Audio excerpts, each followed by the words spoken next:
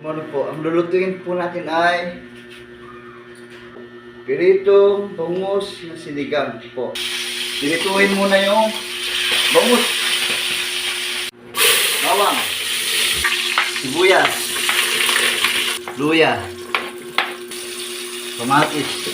Lagyan po ng tubig. Lagay po yung sampalok. Takpan niyo po para kumulo. Ipagayin po yung sampalok para yung asim ng sampalok lumabas po. Yan. Tapos lagay po yung gandos. Yan. Para lumambot na po. Okra. Sampalok na piniga. Lagay po yung kangkong. Lagay po yung piniritong bangus.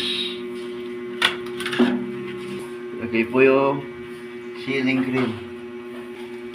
Lagyan po ng asin. Lagyan po ng betchin.